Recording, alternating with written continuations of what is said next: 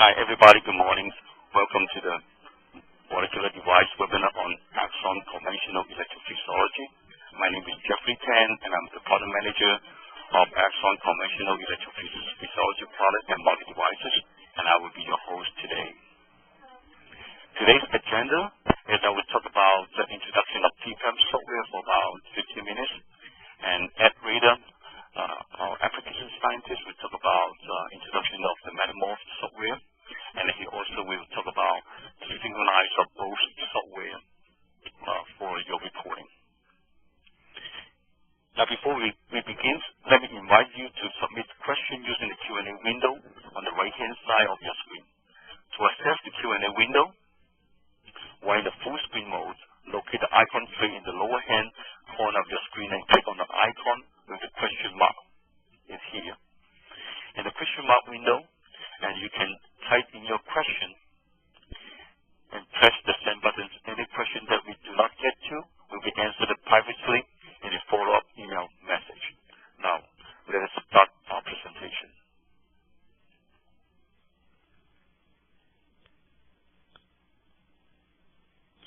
So my part is talk about the introduction of PCLAMP software. So this slide shows all the products in the Axon conventional electrophysiology family. We have the PCLAMP software, which is a data acquisition and analysis software. And we have Digitizer 1440, which is an analog to digital converter. We have three types of clamp amplifiers: Epoch 200B, multi-clamp 200B, and Clamp 90A for different recording applications. Now, these three components just work together as a system. Is that the amplifier is used to acquire biological signals, for example, currents and voltage, and send analog signals to the digital data, where it converts analog signals to digital signal. And the digital signals will be acquired and analyzed in the PCLAMP software. And then you can use our instrument for the following applications. For example, the voltage clamp, wholesale voltage clamp, current clamp, two-electrode voltage clamp, intercellular sub-electrode recording, and discontinued clamp, and also extracellular voltage clamp recording, as well as like electrochemistry, and also nanopore study, and also bilayer study too. Now today, I just will talk about a brief introduction about PCLAMP software. The PCLAMP software is one of the most widely used electrophysiology data acquisition and software and analysis software. And PCLAMP software has three components. One is Clampex for data acquisition, Clampfit for data analysis, and Exoscope is additional software that you can use to record your data in parallel with the Clampex. And why people like the PCLAMP? Because it is easy to use. Now I will use a few following slides to talk about some key features in Clampfit and also in Clampex. For the Clampfit, we can use you can have analysis. For example, you can plot the histogram, filtering, and power spectrums to analyze noise. And also we have some statistics. For example, ANOVA. We can also have the Chi-square, and also have student t-test and KS test too. We also have event detection, for example, minute analysis or single channel analysis. Except for that, for the Clampex-data analysis, we also have some data conditioning. For example, you can have trace average to trace. You can combine the trace together. You can normalize the trace. You can subtract the trace, and also you can do some calculation between these two traces, and you can do baseline adjustment. You can also reduce the data point, and then you can also force some values to your data trace, and also you can move or shift the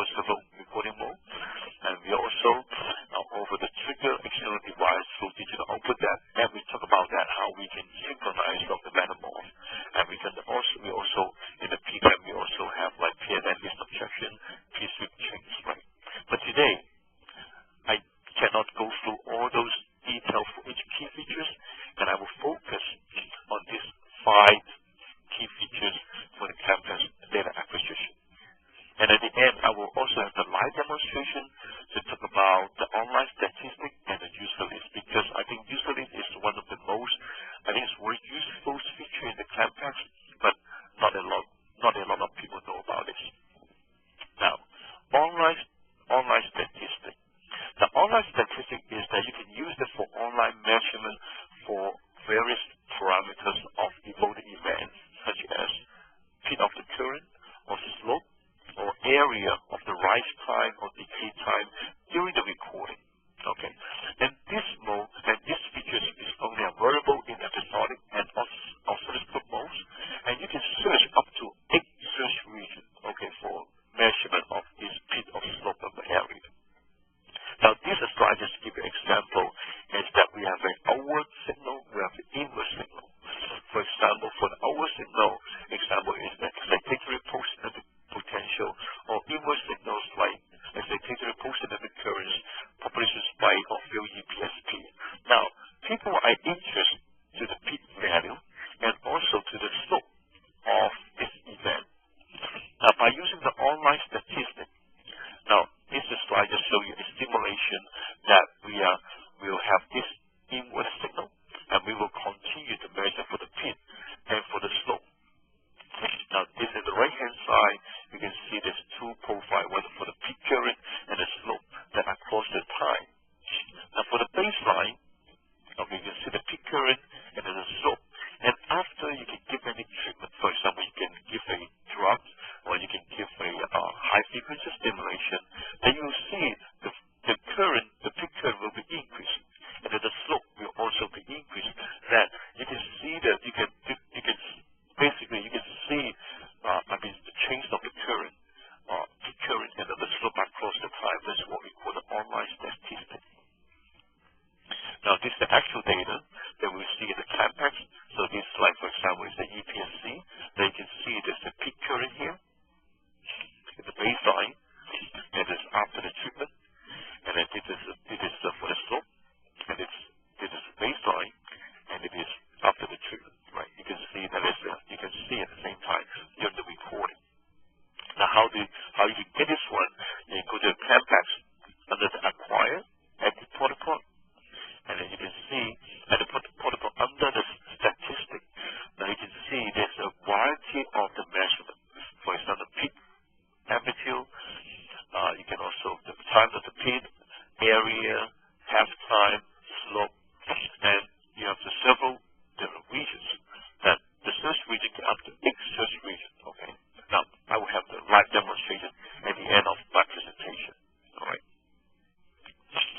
Now, Stimulify, and this is also a very useful feature that you can use this one to create your own waveform or import a wanted waveform. Okay. Now, if you are familiar with our PCLAMP, or you're familiar with how to create a waveform. Now, in the PCLAMP, under the waveform, we already have some default waveform that you can use. For example, we have step. Okay, you can give a step voltage. We have the ramp. You can give a ramp voltage, and you can give a pulse train. And also, you can give a biphasic train, triangle train, or cosine train. But what happens is that if I want to create my own waveform, for example, you can create your own waveform by importing wanted trace. For example, in this case, it is an actual potential trace, right? So basically, you can use the Stimulify to import the wanted trace as your waveform. Like I said, the waveform can be from your previous recorded ABS file. For example, you in the current clamp, you record an action potential, then you can import the action potential trace to this as the waveform. And also the waveform can be artificial. You can make your own waveform artificially. You can create your own mathematical equation, or you can use or manually add it in for example, in the create a data function in the Clampfit, or you can use an Excel file. You can create your own waveform. Now, user-list is one of my favorite features that I want to share with you. That the user-list is to provide a way to customize your one of the range of the analog and digital output features. I have the live demonstration and the analog presentation. You will easily see it. It's very useful. And basically, after you use the user list, it will override the generalized setting made elsewhere in the protocol editor. Okay. Now, the user list is that you can select a range of the parameter offered to configure on a sweep by sweep basis. And these functions allow you to set specific values for each sweep in a run. And you can also set a sequence of values and have this repeat. Okay. Now, this slide just gives you an example of how does it mean. Now, you can change the epoch, the holding level, and it's based on your setting. For example, in the sweep 1, you can set to -50, and in sweep 2, you can set to 55 millivolts. Just give an example. Okay, first sweep, the second sweep, the third sweep, and the fourth sweep, and the fifth sweep. Now, it shows you an example in which you can set the arbitrary delta values for the waveform holding level. Okay. Now, we can also change for the holding level. Okay. Okay, the holding level, and have it repeated. Okay, you can -20 and 100 millivolts, and have it repeat several times. Okay. Now, we can also change the epoch duration. Okay, for example, the sweep 1, 22 milliseconds, sweep 2, 44 milliseconds, sweep 3, 400 milliseconds, and sweep 4, 75 milliseconds. Again, just like you can set your arbitrary delta values for the waveform sweep duration. But just give you another example. You can repeat this for many times as you want. Now, this slide shows you the parameter that you can change this. Now, I show you is that so we can change the voltage, we can change for the holding level or the duration. Right, this I showed you before. Change the level, duration, and then you can also change for the digital pattern. And then you can also change for the change, for the change period. Okay. Or you can also change for our digital industry holding level. And those are parameters that you can change in the user list.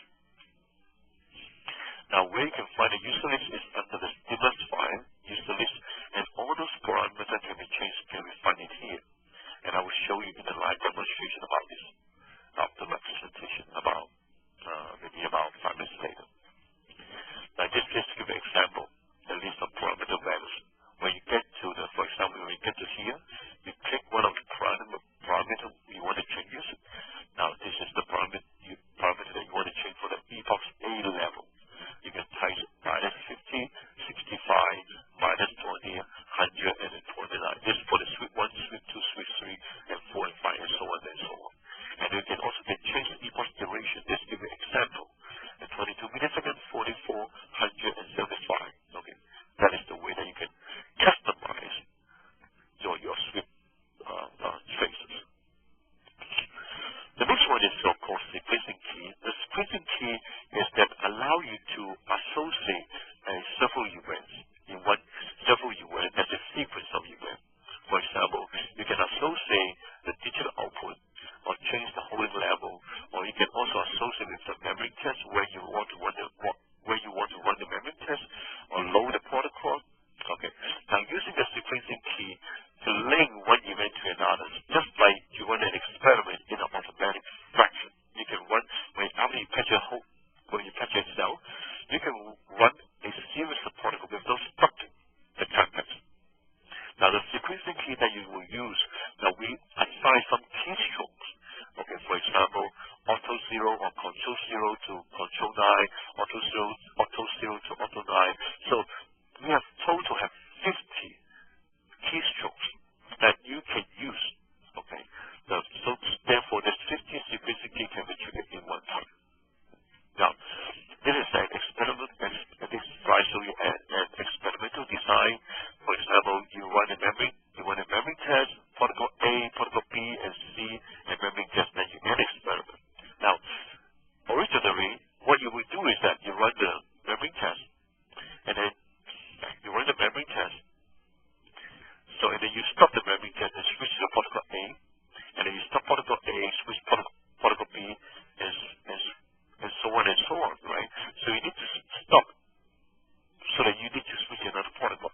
But if you're using sequencing key, what you need to do is that you assign a keystroke, control 1 for the memory test, and then control 2 for protocol A, 3 for the protocol B, control 4 for protocol C, control 5 for memory test. What you need to do is that you just hit one keystroke, control C. Okay, for example, control 1. You click control 1. Now it will automatically run for you. Okay, it will go to the protocol A and B and C and then another memory test. It will end experiment. So it is the way that it can allow you to have a automated fraction of the running of the experiment. Now this is the sequencing key dialog, and you can set up the control 1 goes to control 2. Control 1 is memory test. Control 2 is the protocol A, and then after that goes control 3. So I also have a demonstration to you after this. Right. So I think I've run out of time, so that I would like to switch. I will skip this one, and I will go to the live demonstration to show you how to use the statistic and the user list, and also for the sequencing key. All right. Now here is the Clampex. I think people are familiar with this one. Okay. Now let me show you some online statistics.